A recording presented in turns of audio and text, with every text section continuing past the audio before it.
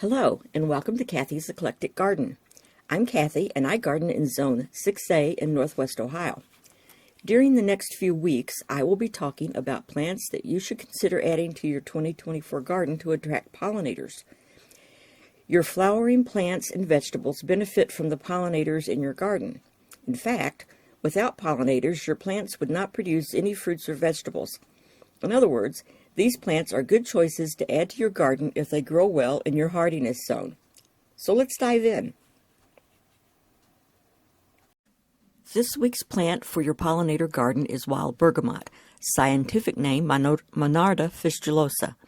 Wild bergamot is a perennial and a member of the mint family, which can be 3 to 4 feet tall and wide. It tolerates full to part sun and prefers soil that is well drained. In the U.S., wild bergamot typically blooms from July to August. The plant also tolerates a variety of soil types and is relatively maintenance-free. It is hardy in zones 3 to 9, but most sources claim the plant is not found in California, Alaska, or Florida. If anyone has any information regarding why this plant is not found in these 3 states, please let me know in the comments section below. You can deadhead wild bergamot to get more blooms. Although not invasive, once established, it can spread quickly by rhizomes and self-seeding, so be sure to keep it pruned and maintained. One thing I've noticed about my wild bergamot is the stems of the plant are leggy and may require some support. One small solution to help the next year's growth is when you trim your plant back in fall or spring, be sure to leave about 12 to 18 inches of the stalks to help brace the next year's growth from flopping over. There are a few ways to start wild bergamot plants. You can purchase potted plants or plugs and plant them directly into your garden. You can purchase seeds and winter sow them in plastic jugs. Or you can start seeds indoors, growing your own seedlings, and transplant into your garden. In April 2020, I sowed seeds indoors in trays. In just 4 days, they had sprouted, and 1 month later, I transferred the seedlings into large pots. 1 month after that, I transplanted my wild bergamot plants in the ground, and those plants have come back every year since. This is one illustration which shows that native plants can be grown from seed indoors and transferred outdoors with great results. Okay, now let's talk about powdery mildew. First off, be aware there are other forms of mildew that can affect plants, and some of them can affect several species. Here I am talking only about powdery mildew. Wild bergamot is highly susceptible to powdery mildew in areas that experience high humidity.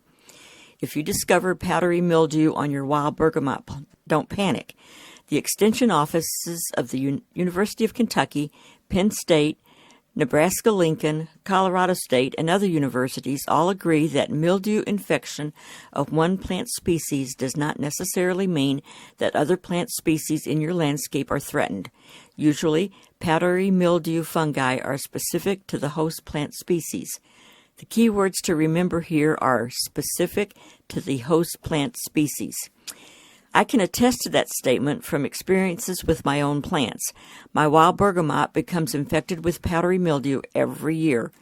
I've seen the leaves of some of my close and nearby plants of other species touching the leaves of my powdery mildew infected wild bergamot, and those plants experienced no adverse infections of powdery mildew. With all of that said, I did discover at least one resource which stated wild bergamot is highly mildew resistant. Apparently, my wild bergamot plants did not receive that memo. Mildew spores overwinter on plant debris, bark crevices, and buds, and in the spring are splashed by rain or carried by the wind to susceptible plant tissues. Different gardeners have their own ways of dealing with powdery mildew. I deal with powdery mildew simply by mixing 1 tablespoon of baking soda into 1 gallon of water. As soon as I discover any powdery mildew on my plants, I spray the plant and the ground around it. I usually spray the plant twice, sometimes 3 times in a season. Always treat diseased plants early in the morning or late in the afternoon. It is less likely for there to be insect activity during these times. Also, I trim up any plant foliage that might touch the ground. This is what works for me, but if you have a favorite way of treating your plants for mildew, then by all means, stay with what works for you. A final piece of advice when applying anything to your plants is to apply it to a small area and wait 2 or 3 days and see if your plant experiences any adverse reactions to the treatment applied. Do you grow fruits or vegetables? Wild bergamot is an excellent way to attract pollinators to the garden. It isn't called bee balm for no reason, and it also helps to repel mosquitoes. This bee seems to be taking an afternoon nap, or perhaps he is just in a drunken stupor from all the nectar he has consumed. You can see this flower is just starting to die back and go to seed. The flower petals in the middle of the flower are starting to dry up and will soon be falling off and seeds will form. If there are petals on the plant for the pollinators to feed on, I will leave the plant standing. These plants are nearing the end of their life cycle. I prefer to leave plants with large seed heads standing for the birds to eat in winter. I remove the seed heads of healthy plants, leaving 10 to 18 inches of stem for overwintering insects. However, as you can see, these plants are covered in powdery mildew and need to be removed from the garden. They were cut back to the ground in September to prevent the powdery mildew from overwintering in the soil. The cuttings were then bagged and put in the garbage bin. Never put diseased plants in your compost pile. I hope you learned something about wild bergamot from this video and decide to plant some in your 2024 pollinator garden. Thanks for watching. See you next week. Bye.